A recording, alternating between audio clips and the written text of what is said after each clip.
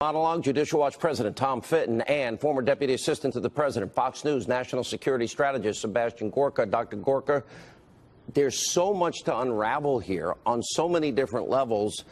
And what we're really beginning to see is that more and more there's evidence that this goes back to the Obama administration. And even the president knew.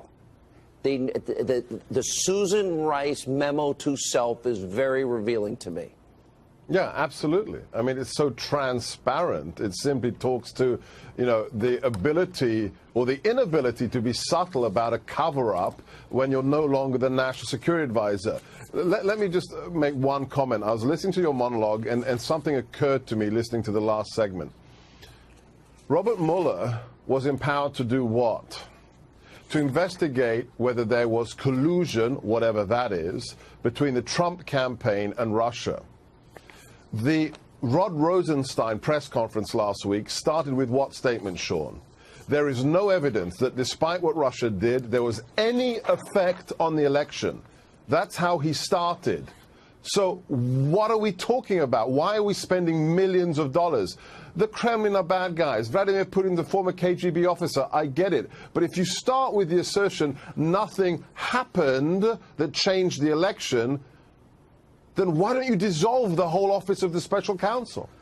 Look, that should have happened a long time ago, and he should never have been allowed to put this abusively biased team together. Tom, let me read you something. This is from the DOJ's announcement from last Friday when they actually went out and said, when they said the indictment includes 8 criminal counts and criminal conspiracy to defraud the U.S. The defendants allegedly conspired to defraud the U.S. by impairing the lawful functions of the FEC, the U.S. Department of Justice, U.S. Department of State, in administrating federal requirements of disclosure for foreign involvement in certain domestic activities. I want to ask this in relation to Russia's point, which I thought was brilliant, which was, wait a minute, if they would have done it in this particular case, that means Hillary, that means Fusion, that means Christopher Steele, that means everyone else would have, the same standards would have applied. So while they talk broadly about it in the indictment and they mention it in their press release, that's not what they were charged with. Do you see that that was done purposely? Yeah, I think it was a fundamentally dishonest document designed to distract from the fact that the Russia collusion allegations against Donald Trump are collapsing, and the reason for being of the Mueller investigation is disappearing. And you've got, in many ways, the Obama administration reacted appropriately to what the Russians were doing, as alleged in this indictment, because they were having an immaterial impact on our public policy process. They should have been told to stop messing around, which evidently they were. But they weren't spending a lot of money, and they were having zero impact. But on the other hand, they were also messing around significantly by trying to destroy Donald Trump through this dossier leaking through Russian intelligence services to the Clinton campaign that laundered it into the Obama DOJ and FBI. And rather than respond appropriately and protect Mr. Trump from this smear effort by the Russians, they used it as a pretext to target and spy on him and his team. That's the scandal, and the fundamentals of that scandal haven't changed with this press release / indictment last Friday. That's going to go nowhere. But yeah, that was a political document to me, that indictment, because they know they're not going to arrest any of these people. But your point is well taken. There is Russian interference. There was. And Hillary Clinton's campaign in the DNC brought the Russians in, Dr. Gorka. They paid the Russians to be involved in this, short of the trolls, apart from the trolls. And why wouldn't the Russians think they can get away with it? After all, Vladimir Putin put his operatives in America, and they got 20% of our uranium. Why would they think anything else? Look, there are categories from the Cold War, the useful idiot category. Michael Moore was a useful idiot when he shows up at that demonstration against Donald Trump that's been organized by the Russians. But we're not talking about useful idiots when it comes to the FISA court surveillance and the Steele dossier. Here, let's use a phrase from the military. Hillary Clinton, her lawyers and the DNC were force multipliers for Russian propaganda that attacked a presidential candidate during an election. They weren't unwitting. They actually paid for it. More than $12 million of Russian propaganda paid for and funneled into an illegal surveillance warrant against a U.S. citizen. I got to roll. You guys have been doing amazing work. Keep up the good work. We need your voice every night. And while critics are slamming the president for not condemning the Russian meddling, President Trump is also firing back, and he's blaming former President Obama. He tweeted that as well, saying Obama was president up to and beyond the 2016 election. So why didn't he do something about Russian meddling? Also, all of these pose serious questions, of course. Do these indictments, in fact, vindicate President Trump as he suggests? And how should America effectively retaliate against Russia? I want to bring in my panel now. Deneen Borelli, Fox News contributor, also CRTV.com host. Ford O'Connell, Civic Forum PAC chairman. Ned Ryan, American Majority CEO, and Emily Jasinski, a Washington Examiner commentary writer. Emily, you write about Washington, D.C. Everyone's up in arms about this, but for a variety of reasons. Certainly, we know so far that the Mueller probe has turned up no collusion. It has turned up no Americans. It has indicted no one in the Trump campaign. So is this a premature victory lap for President Trump? He may see it that way, and I would say the enthusiasm with which he tweeted over the past few days would suggest that's the case.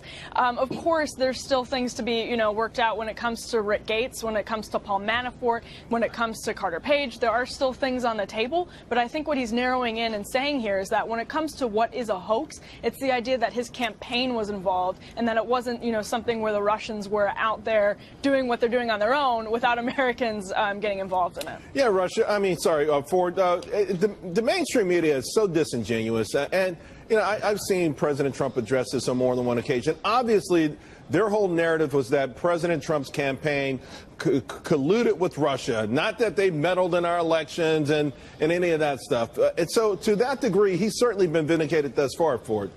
No, he has. I think the indictment was extremely good news for President Trump. But you have to understand something here, and that is that the Democrats and much of the mainstream media want to get Donald Trump, and they really don't care how they do it, whether they have to bend the truth or they have to lie. And frankly, President Trump is absolutely right to respond because you know what, Charles? Public opinion never sleeps. And unfortunately, if it says, there's no collusion, they're going to turn around and say, well, they interfered and somehow you had something to do with it. He has to shut them down at every turn. And unfortunately, it hurts his ability to govern the country because the Democrats are never going to accept the election results. Ned, over the weekend, yesterday, Rush Limbaugh, he cautioned President Trump. He appeared on Fox News Sunday, and what he said was that by taking a victory lap, he could actually validate the whole process. I want to share this with you in the audience and then ask you about it. I would be very careful if I were President Trump here. This is just one of many different areas the special counsel is investigating. The danger for the president is it would be very, I think, seductive for him to embrace this, totally embrace, say, see, I've been vindicated. The worst thing he could do in his world is to validate this whole investigation by claiming victory here. Do you think there's some truth in that, Ned? I do. I think that anything that Trump does to legitimize what I think is an illegitimate investigation with Mueller doesn't help his case. So I would agree with Limbaugh. I think the thing that's interesting, too, in this, Charles, a couple things. First of all, if these Russians who were indicted are guilty of conspiracy to defraud the United States, why is a former British spy by the name of Christopher Steele also not guilty of conspiracy to defraud the United States? And again, when he is authoring a fake dossier that was used as a weapon against Donald Trump, used by the FBI to secure a FISA warrant, how is he not also being charged with that as well? The other thing, too, that's amazing to me, Charles, is this disingenuous media not saying Trump isn't pushing back against Russia. Okay, I'm sorry he didn't tweet out something about pushing back against Russia, but when he's saying that that Poland and the Czech Republic can have missile defense systems now, which, by the way, Obama pulled out in 2009 to appease Putin, when Trump is selling arms to the Ukraine, which frustrates Putin, and at the same time, when he has gone into Central Europe and Poland last summer and started talking about undercutting and undermining Russia's exports of oil and gas, which is 50% of the Russian government's revenue, I consider that very strong pushback against Russia. You know, Danina, I mean, it's obvious, and we talk about this all the time, that the mainstream media will never, say anything positive about this administration. But having said that, it puts a lot of pressure on President Trump to have to use the Twitter as a soapbox and bully pulpit. In this particular case, were you happy with the tweet storm that he went off with yesterday? Well, listen, the way I see it is that the president is always on offense. And you mentioned the media will not report anything positive about the president. They don't want to talk about the fact that there has not been any facts coming out in terms of Russian collusion with Trump associates and Russia. What the president is doing is going to Americans directly with his tweets, with his messages, because the media will not do so. And the other thing is he is pointing out that the thumb was on the scale in terms of Hillary Clinton with the election and with the FBI individuals. So they let her off. Huma Abedin with her emails, what happened with that, and the opposition research dossier. All of this information the president is reminding Americans about. You know, Emily, also, this whole thing creates a timeline that goes back to 2014.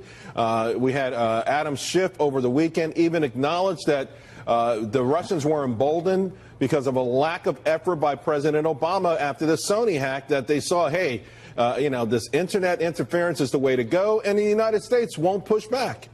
Certainly, we can revisit mistakes made under the Obama administration. And I think, Senator Bernie Sanders said earlier this weekend that, maybe there was something the Obama administration could have done differently when it came to interference in the election. And I think that is a question that is going to pick up traction in the coming weeks, because especially if it gets pushed by Republicans on the Hill and elsewhere, because it's a question that we actually would be served by having answers to, and wondering what could we have done then and what can we do coming up on these midterms, because they're not that far away.